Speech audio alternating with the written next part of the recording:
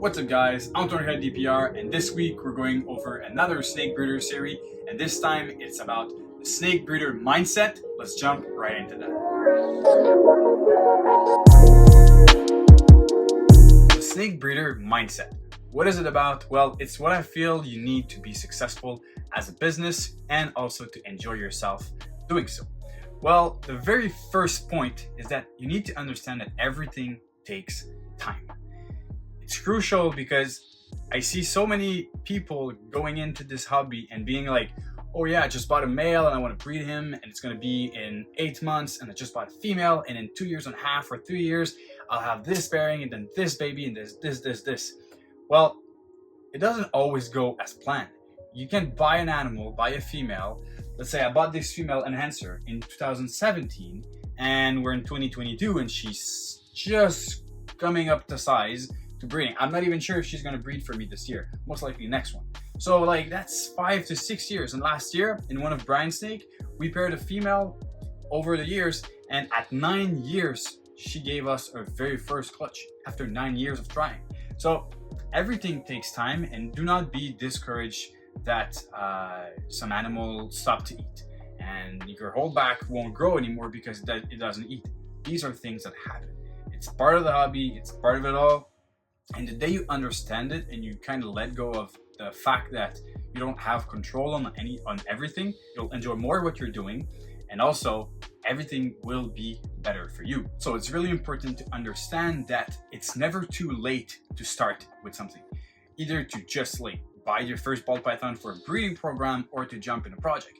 Last week we showed our puzzle project and we had zero puzzle in 2020, and now in 2022 we're entering the year. There's the neighbor with the, I don't know that noise what it is, but now we're entering 2022 with an army of hat puzzle females and from one single male. So it's never really too late to jump into something.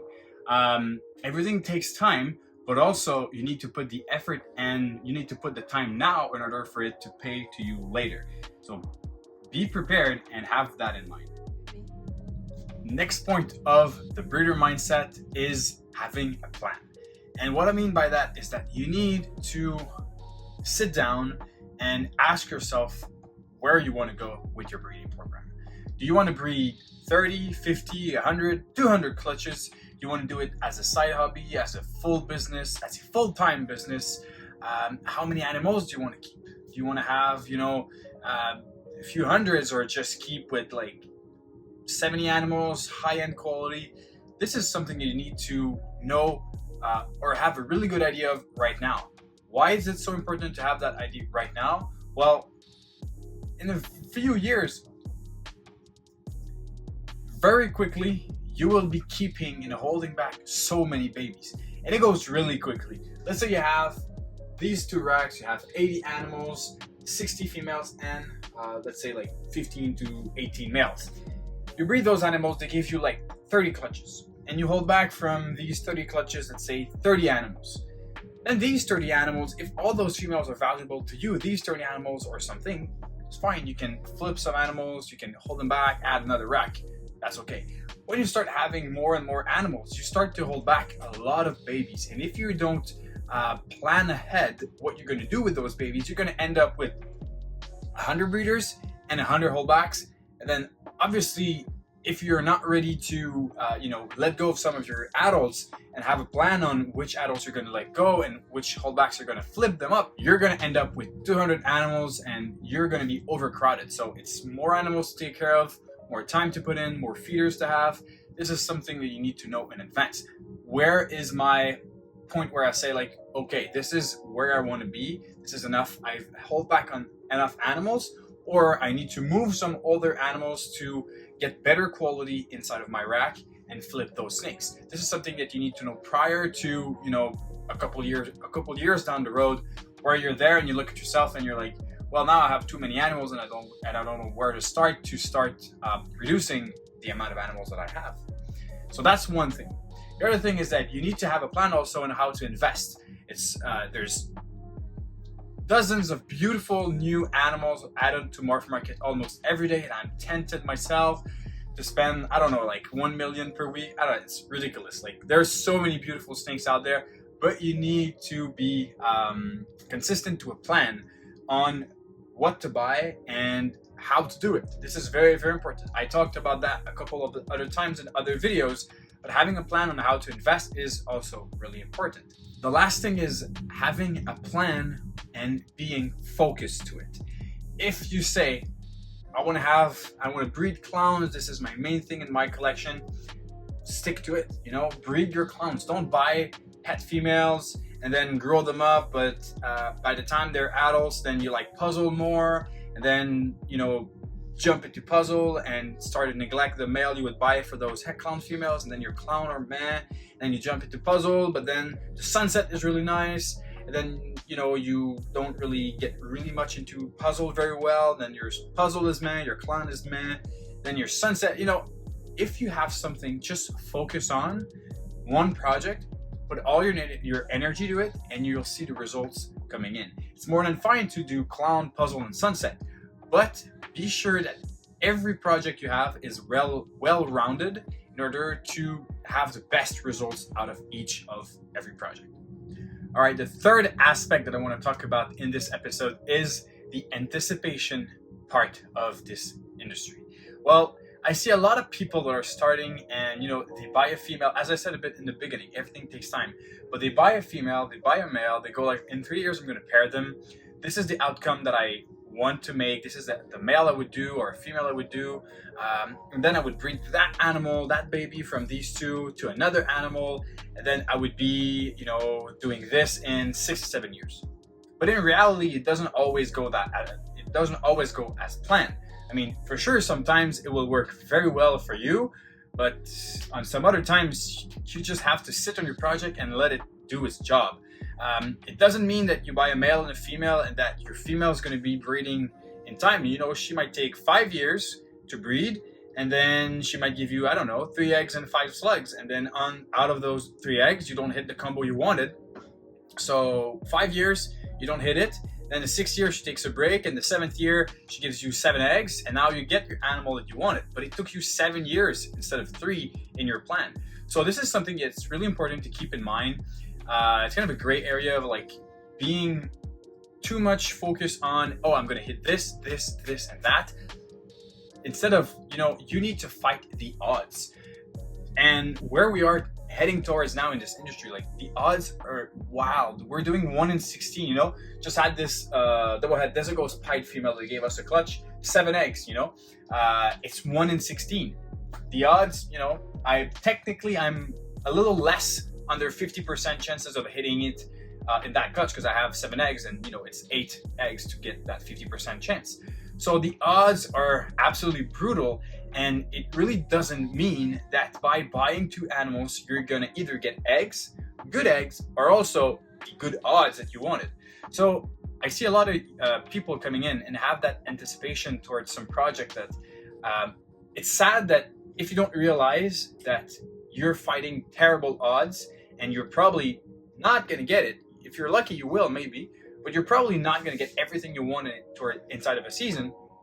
Understanding that makes you more conscious about the whole picture of breeding ball python. It is difficult, and it's why some animals are priced that way. They are extremely difficult to make. That's why they're so expensive. So that's another point that I really wanted to focus on and bring your attention to. All right, 4th point is understanding the risk, because we are breeding live animals. It's not investing in the stock market, although there are a lot of risk investing in other, you know, real estate, stock, crypto, or whatever.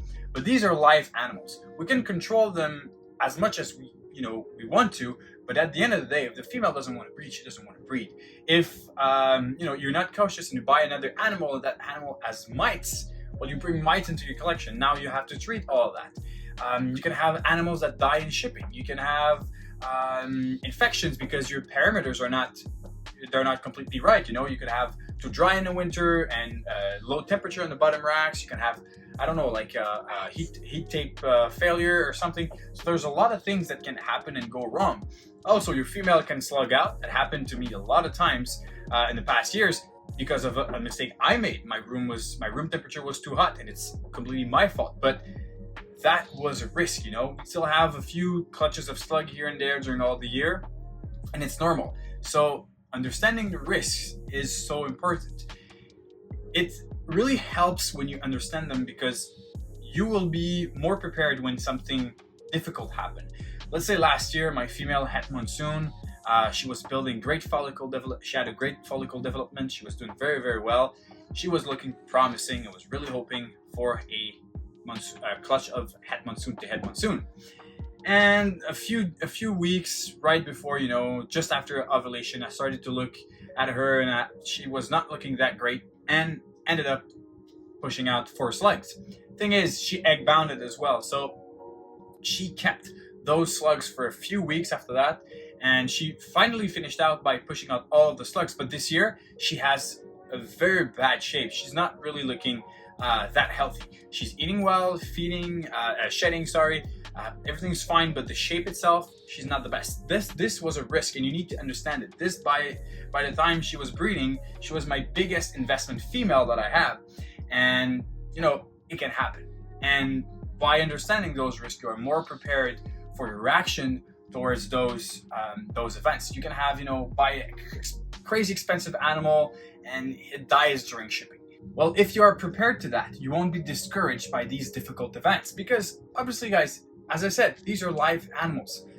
We can play God as much as we want, but at the end of the day, we're just doing our best. We're passionate people that are breeding amazing animals, and we're doing our best with our knowledge, but just things happen all the time. So this is another thing that you really need to keep in mind. So the last point of this episode is about your attitude towards challenges or failures. You know, it kind of sums everything up that I've said before, but the way you see things and the way you react to things will show a lot about your longevity in this hobby. It's so important that if ever you have a clutch of slugs, an animal that dies, a snake that you sold and shipped it and died during the shipping, the way you react to this will really indicate how long and how successful you can be in this hobby. It's super simple, but yet it makes so much sense.